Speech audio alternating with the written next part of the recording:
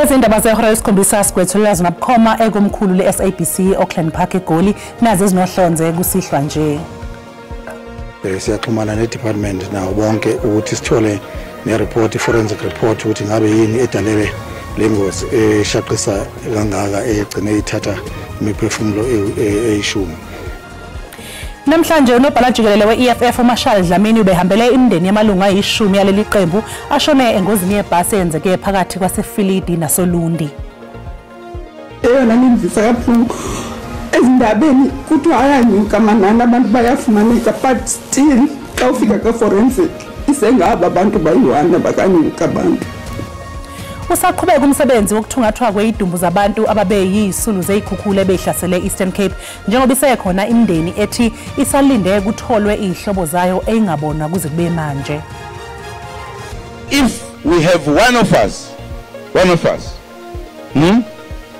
uphuma eceleni asimncengi.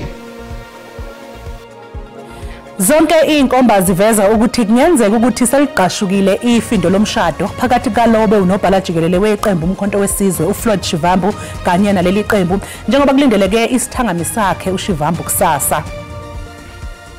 Thank you to everyone for coming out. Yeah, very proud moment for us as Cricket South Africa. Lemukelwe ngenhlokomo iqembu lesizwe lekhilikithi iProteas ngemva kokuqopha umlando wokunqoba isicoco se-ICC World Test Championship.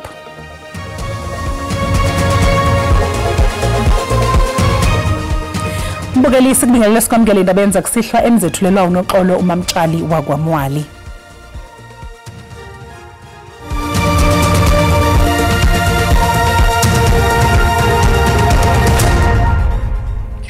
Unobhala jikelele we-EFF uMarshall Dlamini uhambele imindeni yamalungu ayishumi yaleli qembu ashone engozini yebhasi eyenzeke phakathi kwaseFilidi nasoLundi.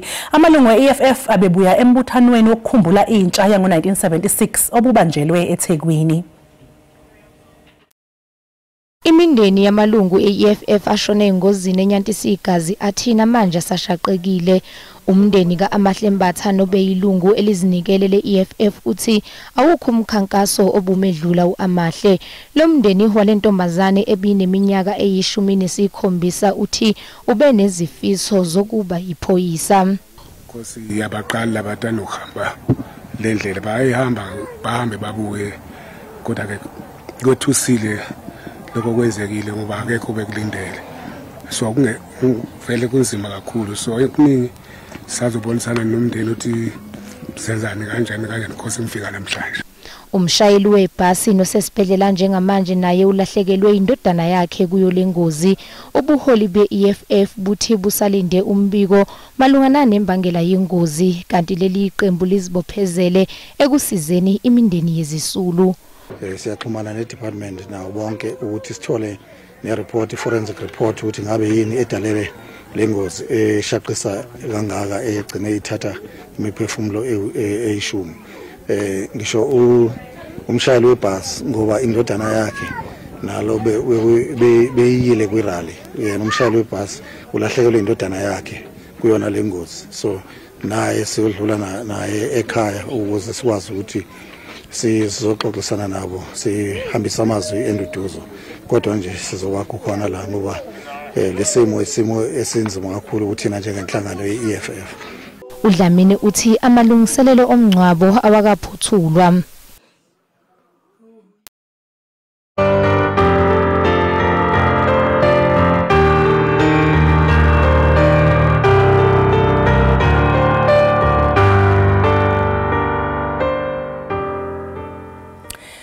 Isadumuza ebumnyameni eminye imindeni yasemthatha esifundazweni Eastern Cape njengoba kusathungathwa idumbu zabathandiweyo bayo ngemva kokuhlasela kwezikhukhula kulesa sifundazwe. Kuze kube manje bangama-90 abantu seqinisekiswe ukuthi baphangalale kulenhlekelele. Intatheli ke ye-SABC yasemkantshubomvu uChriselda Lewis uxoxisane namanye amalungu alemndeni. Sisipho siyabulela kakhulu mama ngexesha lakho nasebunzimeni. Tata Anikam Fumani kwangoku nabantwana ababini mama. Unisahlele ethembeni likaThixo nje ba nisabafumana. Sisi utata nabantwana sikabafumani. Njengoba abantwana bebe bayi-3 oyi-1 ufumanekile, aba bayi-2 bam notata abakafumaneki. Bathi ke sinalo elathemba lobana since kusakhangelwa umhlawumbi bazawuya bafumaneke, but eyona nto indoyikisayo kuba ixesha liyahamba. Ndingekayiboni mna imizimba yabo.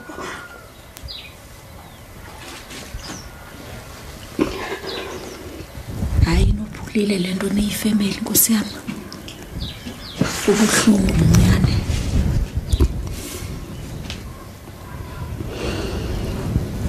Ithemba lisekhona kodwa nje bebetshilo usisi noSipho. Lisekhona sisibhathi kobo bukhona abali ithemba sibuye siwendleleni because every time sifika ka forensic sifika kukho imizimba eyi-1. Xa sifika kuthiwe naba batsha abantu abasandofika sifika oko, and eyona nimvisa kabuhlungu ezindabeni kuthiwa ayanyuka amanani abantu bayafumaneka, but still xa ufika ka forensic isengaba abantu bayi-1 abakanyuka abantu.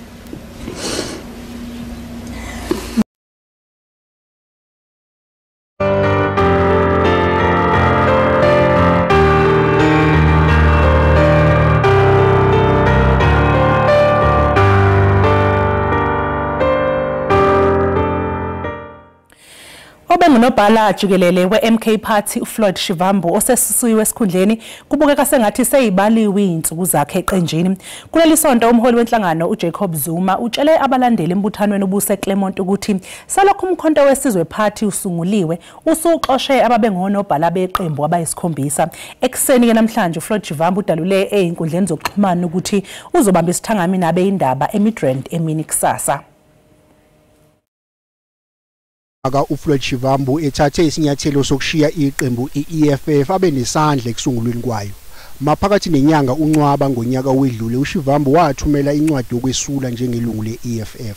So I'm going to be actively involved in Umkhonto Wesizwe Party and shape its direction and the politics that are obtaining today in South Africa. Shivambu ehlanganisa neMK Party kulapho izinto eziqale khona ukushintsha phakathi kwamaqembu amabili ubudlelwane bawo bafadabala. Ngaphakathi eqenjini umkhonto wesizwe uShivambu uhlangabezane neziwombe ebese zimvivinya njengoba kuke kwabamuncu phakathi kwakhe noDuduzile Zuma Sambudla oyindodakazi yomholi weqembu. uShivambu ngaphandle nje kohambo lwakhe lwaseMalawi enkonzweni kaShepherd Bushiri bakhona abesebeqalile benkankanya ukuthi kukhona okusina kumjeqeza ngokwesikhundla sakhe. That we are asking for, we're not begging it. We're demanding unity of black people. Umva uphiko lwentsha yeqembu uZuma ukhulume sagigiyela ngelokuthi uma kukhona abangahambisani nezinqumo zeqembu bakhululekile ukushiya bayisungulela wabo. Ke baba uSecretary General kule sebe u7 manje. Kuba sidlali. Noma ngabe uzazi ukuthi umkhulu uyathandwa wikho konke, we don't care. Lokho party yasungulwa ezinyangeni eziyishumi ezedlule isishintsha onobhala baze baba yisikhombisa. Umvikelo womphakathi uAdvocate Kholeka Gcaleka uthole ukuthi kube nokungaphathi ngendlela efanele ezikhulwini zomasipala wase-Enoch Mgijima melana nokwakhiwa kwenkundla yezemidlalo ilese yithi neduze kwaseKomani neyabiza igidi eyingamashumi zamarandi. Ufumanise ukuba inkampani yayinikwe uxanduva lokwakha elibala iThalami Civils Limited yahlawulwa ngaphezulu kwe20 million yeRandi eyayingaphezu kwemali eyayicwangciselwe ukwakhiwa kwelibala lisebe lobambiswano ngohulumento. I-officials ebeziqashiweyo kumasipala kaEnoch Mgijima ziye zaqashwa kwipositions ezingaphezulu kwabanye abomasipala. Omnye ungu-municipal manager, omnye nguye ophethe kwale process angakwazanga ukuyiphatha eEnoch Mgijima ye-supply chain management. Abahlali banenkxalabo ngenxa yemeko yezimali yalo masipala. Eyona nto siphoxa kakhulu zezi recommendations singazazi into kuba ngaba within 90 days umasipala wethu njengokuba engenamali iza kusombululeka kanjani lento athetha ngayo ngoba naye as i-chapter 9 institution engu-public protector akanalungelo la kubamba mntu. So ukuba ibhatalwa le mali kuza kwenzeka ntoni? Ndicinga abantu abasemagonyeni mayibe ngabo lakabantu abathi see to it uba ababantu xana la befunyaniswa benalo la ketyala babanjwe bala kumele la bebanjiwe because abakwazanga la kuzisa la inkonzo ebantwini bakuthi. Municipal Manager walamasipala kwalile ukuphendula ngale ngxelo kwaye umkhuseli woluntu umemelele umphathiswa wesebe lobambiswano ngokurhulumente kuzwelonke ukuba aqinisekise ukuba bonke ababandakanyekayo kule nyewe bajongana nengalo yomthetho. Ndingusidima Mfeku kwindaba ze-SABC ndisebhisho. Mbukelo kwamanje sathi qu 8 lo kanti bangabe sibuya sokuphathela uWT. Thina sihlezi ku-picket line until kuze kufike isimo sokuthi imali iyangena ezikoleni ngoba othishomkhulu badinga ukuthi bekhokhe izikwenetu abazenzayo esikhathini sedlule ngekhathi umnyango wezemfundo ungabanikela imali. Umnyango wezemfundo KwaZulu-Natal usuhlele kabusha uhlelo lokubhalwa kwezivinyo zaphakathi nonyaka ngemva kokuthi ziphazanyiswe isiteleka sezinyunyana sothisha isathu nenathu.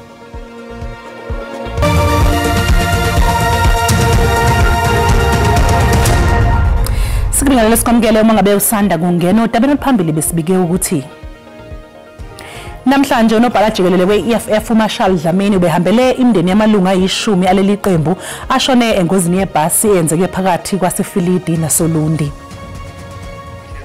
Khumbula mbukela ukuthi lezi ndaba zikhona ku-YouTube na ku-SABC Plus ngena kuzicinga amagama athi SABC izindaba. Elasa Iran selikubeke kwacaca ukuthi ngeke liuthobele umyalelo kaMengameli waseMelika uDonald Trump nothele lizwe kufanele libeke phansi ikhali liyeke ukuhlaselana nelakwa Israel njengoba ingene osuku lwesithupha impi phakathi kwalamazwe womabili. Umholi wase-Iran usenqabile isicelo sikaMengameli waseMelika uDonald Trump sokuthi mababeke phansi izikhali bavume ukuhluleka baphinde bazithobe ngaphansi kwelase-Israel. Enkulumeni eqoshiwe yasakazwa ku-televishini, lo mholi uthi abantu baseMelika kufanele bazi ukuthi noma yikuphi ukungenelela kwamasosha aseMelika kuzodala umonakalo omkhulu. Kafushane uthi iMelika iyazi ukuthi ukungenelela kwayo ngalesikhathi kungadala izinxushunxushu ezidlula abanazo.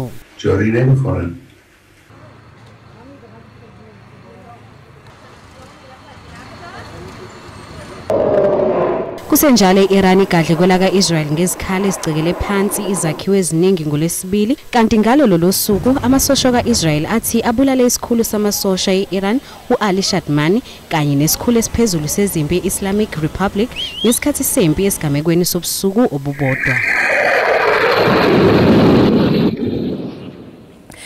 Inkantolo yemantshi yaseRoodeport isinhlehlisele umhlazi ngama-24 kwephezulu icala lomliso neminyaka ngama-39 osolwa ngokubulala intombazane ebineminyaka eyi-14 uLikhona Force. Amalungu omphakathi kanye namalungu omndeni anqume ukubhikisha ngaphandle kwenkantolo yaseRoodeport efuna ubulungiswa njengoba umsolwa ubezofaka isicelo sebheyili. Amalungu omndeni athi asashaqekile ilesi senzo njengoba umsola ehlala khona kule ndawo. Kodwa into esicela kakhulu emthethweni kaHulumende yanga ibheyili le ingathi applyele umfana angeke sive kamnandi ba angayifumana ngoba thi asiyifamily yakwaForce akumnandanga kuthi. Phenya macala omphakathi luthi luzosiphikisa isicelo sebheyili. The matter has been postponed to Tuesday the 24th of June for a formal bail hearing. He has indicated in court his intention to apply to be released on bail, and we can confirm as the NPA that we will be opposing his release on bail. Wezemfundo eGauteng uthi uzoqhubeka ngokuhlinzeka ngosizo lokwelulekwa ngokwengqondo kwabafundi kanye nomndeni kaLikhona. We've been providing psycho support, since this incident occurred. But with the counseling, it's not a once-off process. Our officials are continuing. We have a sister department, social development as well, because they offer to support. Lihlehliselwe uLwesibili oluzayo ukuze ezokwazi ukufaka isicelo sebheyili. Umnyango wezemfundo KwaZulu-Natal usuhlele kabusha uhlelo lokubhalwa kwevivinyo zaphakathi nonyaka ngemva kokuthi ziphazanyiswe isiteleka seyinyunyana sothisha isathu nenathu. Isathi yalele amalunga ayokubamisa ukubhalwa kwevivinyo kaNhlangulana lokhu kubese kholele ekutheni kuphazamiseke inhlelo okuphinde kuhlehlisa ukubhalwa kwazi ivivinyo ezikoleni eziningi ezisesifundazweni KwaZulu-Natal.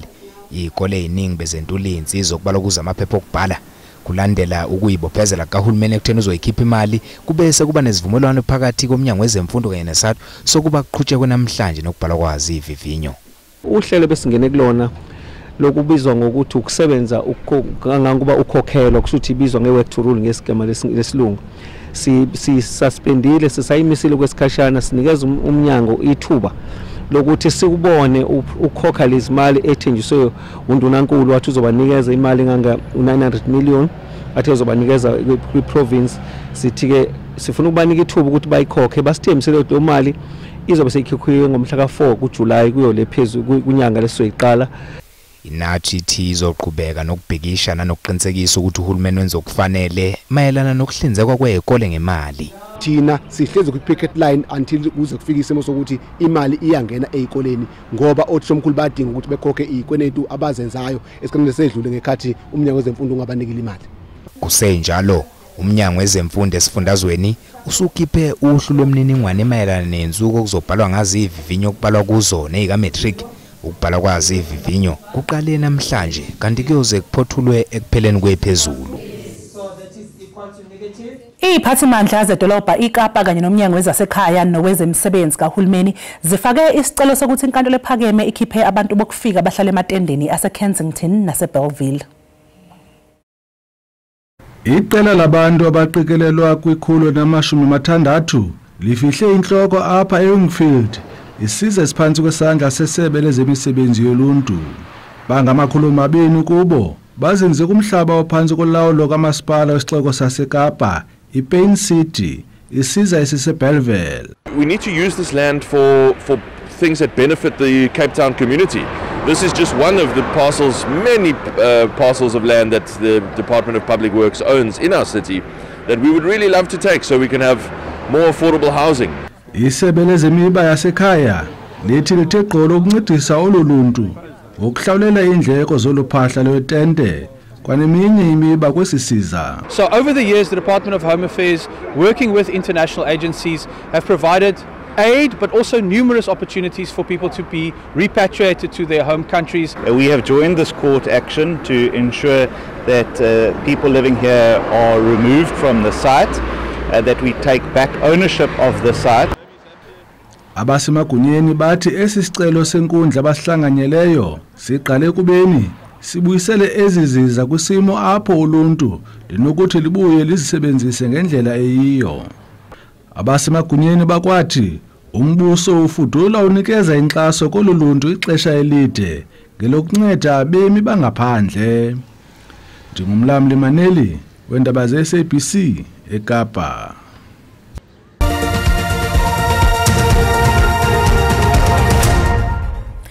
Lamukelwe ngenhlokomo iqembu lesizwe lekhilikithi Proteas ngemva kokuqopha umlando wokunqoba isicoco se-ICC World Test Championship eNgilandi. Balandeli bebejabule basheshe bahlangana esikhumulweni sendiza njengoba bebazi ukuthi yezi Proteas labalandeli bebelangazelele ukubona amaqhawe abo bewahalelisele ngakwenzile. It's fantastic. We feel so very happy because the boys did it. Remember, it's not easy to go out there and bring this trophy home. We've been crying since 1992. We've been to semi-finals, we've been to quarter-finals, you know, and today I'm happy that we've managed to go over the line. Imndeni kanye nabangani ababukele umdlalo kumabona kude bahlulekile ukufihla ukuthi bayiqhenya kangakanani ngeqembu. Abadlali bebazi kahle ukuthi bajabula abalandeli ngabakwenze bedlala neAustralia. Kusenjalo indlela abamukelwe ngayo abadlali ibe yinhle kakhulu ngokwabo. Playing for South Africa is a privilege, it's an honor, and to see how much people appreciate the work that we do his job done. Pretty overwhelming, to be fair. Didn't expect this turnout. So many years coming now, so big amazing results to the fans, and their support over the years for us has been massive, and to see them turn out today to be part of this celebration. Very happy. This is beautiful to see. Thank you to everyone for coming out. Abadlali babonge ukwesekwa njengoba nje izakhamuzi kuleli ihlangane ndawonye ngenhloso kubahlangabeza. Bathembisela kuleli ukuthi lukhulu liyeza njengoba sebezwe ukuthi kunjani ukunqoba balambele okunye futhi. Umhlahli wesimo sezulu uzolandela emva kwekhefu noThayini wakwantshiza. Ngiyabukela emakhaya ngiphinde nginamukela kwisimo sezulu sanamhlanje kusihlwa ke sibhethi kanjani uzoqaphela ke nje mbukeli zikhona ke leza imvula ke singathena ethana ukuthi nje iqiniseke khona ke eNtshonalanga Kapa kuyana kanjalo eMpumalanga Kapa kanti ke masibheke nje khona ke lapha kwele kaMthaniya lithande nje ukuthi izulu limboze ngamafu kanti ke kusasa ngaphela futhi lindeleke nje leza imvula ezingathena ngisho nje ukuthi umkhemezelo ethana ukuthi nje iqiniseke khona ke eNtshonalanga Kapa kuyana kanjalo esifundazweni iKwaZulu Natal. Kanti ke isixwayiso sethu ke siphuma lapha kwa South African Weather Service sakusasa simika nje ukhona ke lo moya kuvunguza ngamandla ongadala bolona kulwandle baligubha amagagasi khona ke eNtshonalanga Kapa kuyana kanjalo eMpumalanga Kapa kanti ke futhi nakusasa ngaphinde futhi silindele isixwayiso sikanjalo khona ke kulezi ifundazwe ezimbili eNtshonalanga Kapa kuyana kanjalo eMpumalanga Kapa. Kanti ke amazinga okushisa aphansi kusihlwa kakhulu ngempela masibheke khona ke lapha eKapa lodumo liyabanda ngo9 bande njalo nakhona ke eKimberley singalindela nje u1 kanti eGoli Soweto kanti ungaziyaduma lakubuza ngempela ukuthi ngubungaki ngo3 bande njalo ke nakhona ke lapha ePolokwane ngo7 kanti liyabanda nakhona ke eMnambithi singalindela nje u2 qhelisa amazinga ke nakhona ke lapha ke ePietermaritzburg ngo5 lithanda ukuthi nje futhumale ke eThekwini ngo14 liyabanda eGqeberha ngo9 kanti ke amazinga okushisa aphezulu ke kusasa masibheke nje eKapa lodumo u15 kanti ke eAppington singawulindela nje u19 lithanda ukuthi nje lipholeke eGoli ngo21 lithanda ukuthi nje lifudumala khona ke Musina ngo26 kanti ke eMelo singawulindela nje u19 masibheke nje khona ke Ladysmith u22 kanti ke khona ke eMgungundlovu u19 masibheke nje khona ke eThekwini eClermont kwaMashu eMlazi singawulindela nje u22 lithanda ukuthi nje libandeke nakhona ke eGqeberha ngo19 kanti eGeorge Limi nje ku17 ngisibeka lapho ke isimo sezulu namhlanje kusihlwa mina ke ngiyintombi kaMadlamini olangelihle ngoba libalele ngithi konke kufeziwe.